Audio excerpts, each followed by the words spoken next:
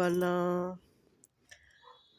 आपल्या म्हणजे आपल्या उतार वयामध्ये आपल्या गरजा फार कमी असतात, हो की नाही? आपल्याला कसलीच अपेक्षा नसते. जर तुम्हाला औषध वगैरे नसेल, तर त्याहून सोन्याहून पिवळं असतं. आणि म्हातारपणात फक्त 2 वेळा जेवण आणि 2 कपडे एवढंच लागतं.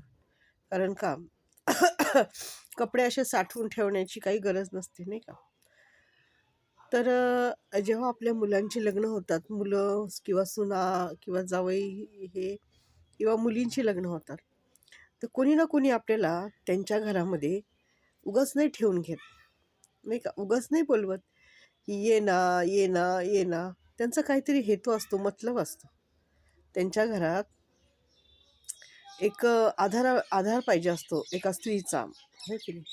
म्हणून ते म्हणत असतात, "ये ना, ये ना, ये ना."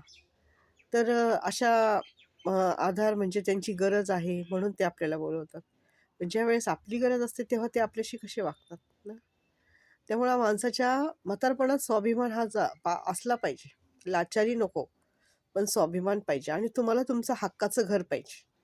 एवढं मात्र खरं की त्या हक्काच्या घरात तुम्ही कायम आनंदाने राहू शकता. एवढं मात्र खरं माझ्यावरून मी सांगते. मी आता कोणाचीच गरज म्हणून त्यांच्या घरी जाणार नाही.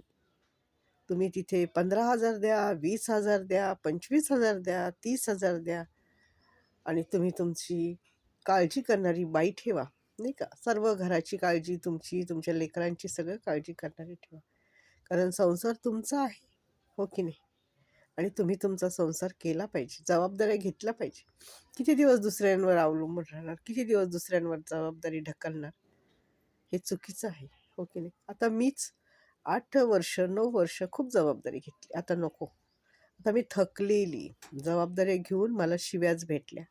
चांगलं वागून जर मला शिव्या भेटल्या असतील, तर मी का त्या खाचखळग्यात जाऊ आणि माझ्या जीवाला त्रास करून घेऊ, हो की नाही? त्यामुळं कोणीच जायचं नाही कोणाच्या घरी, ना लेकीच्या घरी, ना सुनेच्या घरी, ना कोणाच्या घरी. आपल्या घरातच आपण राहायचं. कारण तिथं प्रेम नसतं. आई-वडिलांबद्दल प्रेम नसतं. ही असते गरज, आईची गरज. आणि गरज ही फार मोठी असते. त्यामुळं ते आपल्याशी गोड बोलतात, चांगलं वागतात. कारण का त्यांच्या लेकरांना एक आधार पाहिजे असतो. त्यांच्या घराला एक घर व्यवस्थित ठेवणारी बाई पाहिजे असते, म्हणजे मेड पाहिजे असते.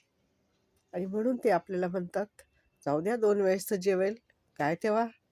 असं. पण नको बाई, 2 पण नको आणि 1 पण नको. काहीच नको.